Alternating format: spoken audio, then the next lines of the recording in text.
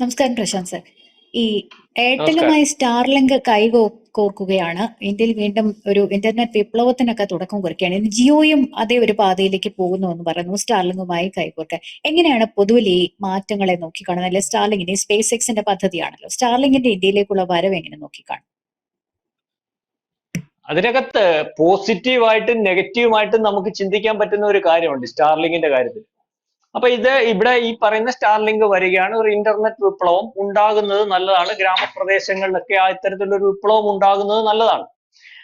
അല്ലെങ്കിൽ ഇപ്പം നമുക്ക് പറയുന്നത് അതിന്റെ പോസിറ്റീവ് വശം എന്ന് പറഞ്ഞാൽ 6.5 ലക്ഷം ഗ്രാമങ്ങളിൽ ഈ പറയുന്ന താമസിക്കുന്ന 90 കോടി ജനങ്ങളാണ്. അവിടെ ഈ പറയുന്നത് പോലെ ഈ നമ്മുടെ നെറ്റിംഗ് സംവിധാനം അല്ലെങ്കിൽ 2G ഒക്കെ ആയിട്ട് കിടക്കുക, അല്ലെങ്കിൽ അത് വേണ്ട രീതിയിൽ ഉപയോഗിക്കാൻ സാധിക്കുന്നില്ല. മൊത്തത്തിൽ ഇന്ത്യയിലെ ഈ 5G സംവിധാനം ഒക്കെ നമ്മൾ ഈ പറയുന്നത് പോലെ കൃത്യമായിട്ട്, അല്ലെങ്കിൽ അതിന്റെ വലിപ്പത്തിൽ മറ്റ് ഈ രാജ്യങ്ങൾ ഉപയോഗിക്കുന്ന പോലെ സ്പീഡോ സംവിധാനമോ ഒന്നും ഇപ്പൊ ഇല്ല. അപ്പം ഈ രീതിയിൽ നമുക്കൊരു വിപ്ലവകരമായിട്ടുള്ള മാറ്റം വന്നാൽ ഇപ്പം എല്ലാം ഈ ഓൺലൈൻ സംവിധാനത്തിൽ കൂടി, അല്ലെങ്കിൽ ഈ രീതിയിൽ ആണ് വികസനം, അല്ലെങ്കിൽ എല്ലാത്തിന്റെയും പ്രൊമോഷൻ, എല്ലാത്തിന്റെയും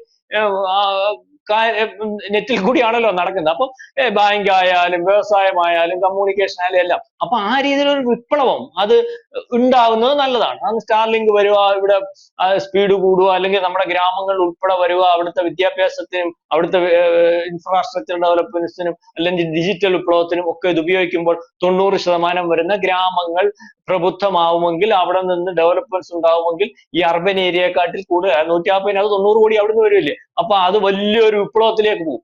അതിനുവേണ്ടി 25,000 കോടി രൂപ അവിടെ മുടക്കുമെന്നും ആദ്യം കുറെ നാൾ ഇത് ഫ്രീ ആയിട്ട് കൊടുക്കുമെന്നും ഒക്കെയാണ് ഇപ്പൊ പറയുന്ന മസ്ക് പറയുന്നത്. അപ്പം ഇതിനകത്തൊരു ധാരണയിൽ എത്തിയോ ഇല്ലയോ എന്ന് എനിക്കറിയത്തില്ല. എത്ര കൊല്ലത്തെന്നും വ്യക്തതയൊന്നും വരുത്തിയിട്ടില്ല. ഏതായാലും ഇന്നലെ ഈ നമ്മുടെ കേന്ദ്രമന്ത്രിമാരൊക്കെ ട്വീറ്റ് ചെയ്യുന്ന, അല്ലെങ്കിൽ ആരാണ്, എനിക്ക് റെയിൽവേ മന്ത്രിയാണോ അത് ആണോ എന്ന് എനിക്കറിയത്തില്ല, അല്ലെങ്കിൽ ക്ഷമിക്കുക, എന്തായാലും നമ്മുടെ കേന്ദ്രമന്ത്രി ട്വീറ്റ് ചെയ്തു. ഇനി പല രീതിയിലുള്ള അഭിപ്രായം വന്നപ്പോൾ അദ്ദേഹം ട്വീറ്റ് പിൻവലിക്കുകയൊക്കെ ചെയ്തു. ഇനി അതൊരു സെക്യൂരിറ്റി ത്രെഡ് ഭയങ്കരമായിട്ടുണ്ട്, നമ്മൾ അതും പറയേണ്ടതായിട്ടുണ്ട്. കാരണം സ്റ്റാർലിങ്ക് ഈ പറയുന്നത് പോലെ നിയന്ത്രിക്കുന്നത്, എല്ലാം നിയന്ത്രിക്കുന്നത് ഈ ഫേസ്ബുക്ക് ആയാലും യൂട്യൂബ് ആയാലും ഇതെല്ലാം അമേരിക്കൻ കമ്പനിയൊക്കെ അവർക്ക് നിയന്ത്രിക്കാൻ കഴിയും. അതിനകത്ത് ചില കാര്യങ്ങൾക്കകത്ത്, പക്ഷെ നമുക്ക് വേണ്ടി വന്നാൽ ഇവിടെ ഇപ്പൊ നെറ്റ് ഓഫ് ചെയ്യാൻ പറ്റുന്ന ഒരവസ്ഥയുണ്ട്. ഈ സ്റ്റാർലിങ്ങിനെ സംബന്ധിച്ചിടത്തോളം ഇതുവരെ അതിന്റെ അനുഭവം വെച്ച് നോക്കുമ്പോൾ, നമ്മുടെ സെക്യൂരിറ്റി ത്രെഡ് എന്ന് പറയുമ്പോൾ ഇവരെക്കിട നെറ്റ് നിയന്ത്രിക്കുന്നത് അവർക്ക് തന്നെയാണ്, അല്ലെങ്കിൽ അവർക്ക് സാധ്യമാകുന്ന ഒരു അവസ്ഥ വരും.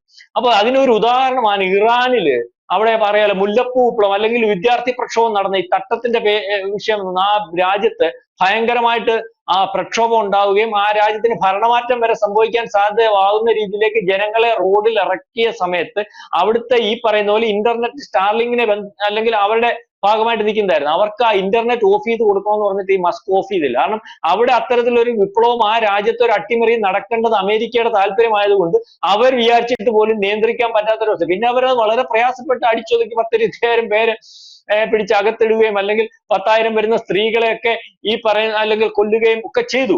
എന്നാലും അതുപോലെ തന്നെ യുക്രൈൻ യുദ്ധ സമയത്ത് ഇതേ ഒരു മാനദണ്ഡം വന്നു, അവർക്ക് നിയന്ത്രിക്കാൻ പറ്റാത്ത ഒരു അവസ്ഥ വന്നു. അപ്പൊ ഈ രീതിയിലൊക്കെ ഒരു പ്രശ്നമുണ്ട്. ഇപ്പൊ നമ്മുടെ ഇന്ത്യ മഹാരാജ്യം ഇപ്പൊ തന്നെ മണിപ്പൂരി വിഷയം നടക്കും. മണിപ്പൂരി വിഷയം നടക്കുമ്പോൾ അവിടെ ഒരു കലാപത്തിന് ആഹ്വാനം ചെയ്യുമ്പോൾ അതിനകത്ത് ഒരു പരിധി വരെ നമ്മൾ നിയന്ത്രിക്കുന്ന എങ്ങനെ? ആദ്യം നിയന്ത്രിക്കുന്ന ഇന്റർനെറ്റ് നിയന്ത്രണം, അല്ലെങ്കിൽ ഇന്ത്യയിൽ എവിടെ ആയാലും ഇങ്ങനെ കലാപമൊക്കെ ഉണ്ടാകുമ്പോൾ നമ്മൾ ഇന്റർനെറ്റ് നിയന്ത്രണം, അതിൽ കൂടി ആൾക്കാരെ സ്വരൂപിക്കുന്നതിനോ അല്ലെ കൂട്ടി യോജിപ്പിക്കുന്നതിനോ ഒക്കെ നടക്കും. അപ്പൊ ഈ രീതിയിൽ ഒരു സെക്യൂരിറ്റി ത്രെഡ് ഇതിനകത്ത് ഈ സ്റ്റാർലിങ്ക് വന്നു കഴിഞ്ഞാൽ ബാക്കിയുള്ള രാജ്യങ്ങൾ ഇതുവരെ ഉള്ളതിനകത്ത് നോക്കുമ്പോൾ പ്രശ്നമുണ്ട്. അപ്പൊ അതേ രീതിയിലാണ് ഇവിടെ ഇംപ്ലിമെന്റ് ചെയ്യുന്നതെന്നുണ്ടെങ്കിൽ ഇപ്പൊ ട്രംപിന്റെ ഭാഗമായിട്ടിരിക്കുന്ന മസ്കോ ഒക്കെ നമ്മളെ ഒന്നും ചെയ്യത്തില്ലെന്ന് നമുക്കത് വിശ്വസിക്കാം. നാളെ കാലത്തെ ട്രംപ് മാറിയിട്ട് ബൈഡന്റെ ഭാഗമായിട്ടിരിക്കുന്ന പാർട്ടി വരാമല്ലോ, മിഷേൽ ഒബാമ അമേരിക്കൻ പ്രസിഡന്റ് ആവാമല്ലോ. അന്നേരം അവരുടെ നിലപാട് ഇത് ആവണമെന്നില്ലല്ലോ. ഈ പറയുന്ന പോലെ ബൈഡൻ അട്ടിമറിക്കാൻ ശ്രമിച്ചതുപോലെ അവരുടെ ഭാഗമായിട്ടിരിക്കുന്ന ഡീപ് സ്റ്റേറ്റ് ഇവിടെ പല കലാപങ്ങളും ഉണ്ടാക്കാൻ ശ്രമിക്കുന്നതിൽ ഏറ്റവും അടുത്ത ദിവസത്തെ തമിഴ്നാട് പുതിയ രാജ്യം വേണമെന്ന് പറയുന്ന ഒരു അവസ്ഥയുണ്ട്. ഇത് ഡീപ് സ്റ്റേറ്റിന്റെ ഭാഗമായിട്ട് നിന്ന ആളായി തമിഴ്നാടിന്റെ മുഖ്യമന്ത്രി സ്റ്റാലിൻ.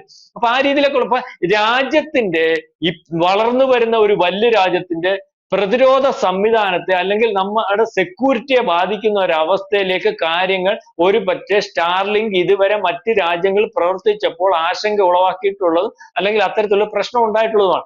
അതേ രീതിയിലാണ് സ്റ്റാർലിങ്ക് ഇന്ത്യയിൽ പ്രവർത്തിക്കുന്നു എന്നുണ്ടെങ്കിൽ ഇന്ത്യക്ക് അതിൻ്റെതായ ബുദ്ധിമുട്ടുണ്ട്. പിന്നെ നരേന്ദ്രമോദിയും ഡോവലും അമിത്ഷായും ഒക്കെ ഒരു കരാറിൽ ഒപ്പിടുമ്പോൾ ഏറ്റവും ആദ്യം ശ്രദ്ധിക്കുന്ന കാര്യവും ഒരു പക്ഷേ ആ കരാറ് ഇന്ത്യയെ ഏത് രീതിയിൽ ബാധിക്കും, ഇന്ത്യയുടെ എക്കണോമിക്കൽ ഗ്രോത്തിനെ ഏത് രീതിയിൽ ബാധിക്കും, ആ കരാർ ഇന്ത്യയുടെ ഈ പറയുന്ന പ്രതിരോധ സംവിധാനത്തെ ഏത് രീതിയിൽ ബാധിക്കും.